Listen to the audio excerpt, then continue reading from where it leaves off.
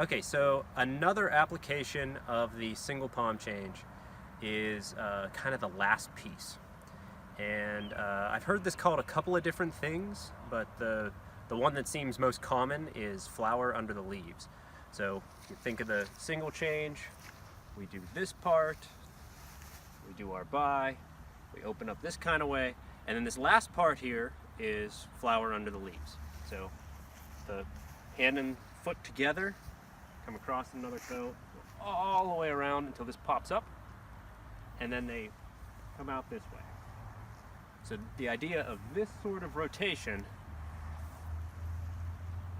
is that flower under the leaves movement, which is also a lot of how we use the arms. So Lila Sher talks about having, it's one arm, not two, so they're connected, and they are used like a snake. They coil over each other. So you see a lot of movement that looks this kind of way.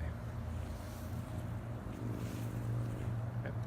So in Magui Bagua, we have a little bit of a preference for what we call the outside gate. So let me clarify that term first.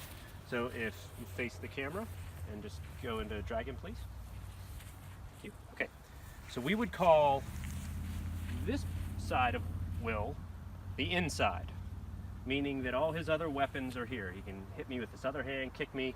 His sensitive bits are in there too. We call this side the outside, where he has no additional weapons, and it's very hard for him to do much. But he's got all this bony armor stuff that protects him too.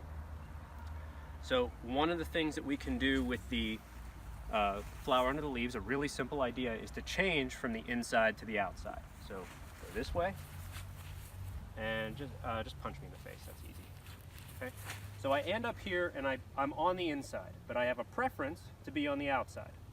So all I do is take this bottom hand and coil with my body a bit, and that will put me on the outside. So it's a very, very simple type movement. Do it again. Just end up on the inside, and then I just go along myself here, turn my back, and that puts me on the outside. The distancing can vary. I could be really far away and do it. Oh, barely touch him. And then it's a very small movement here, where it just becomes this kind of thing. I could end up really, really close to him. Let's do that the other way. Where he's basically running me over here. I end up like here. I'm about to be, have my structure broken, get ran over. So that same coiling now, I use my back, and it goes up under the arm and just over top. And that can basically set me up. Okay. Once more. Dragon. And okay. And I'm behind. So really, really simple concept. And then let me give you guys one more for this.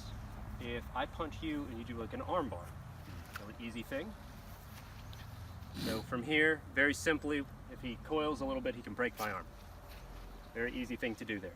So to deal with this, I can do flowers under the leaves, just like in the basic. So I'm here, I did this part, I just bring my body around, and I can use this part to stop him from breaking my arm. And then I come up underneath myself and coil back, and now it's his turn. The other side. Again, just conceptual application. Take the arm bar. Okay. So I do flowers under the leaves, coil from my back, and that can put me in a pretty good place. Okay? All right. Maybe give that a try. Be careful though. It's very easy to break arms and stuff when you do this.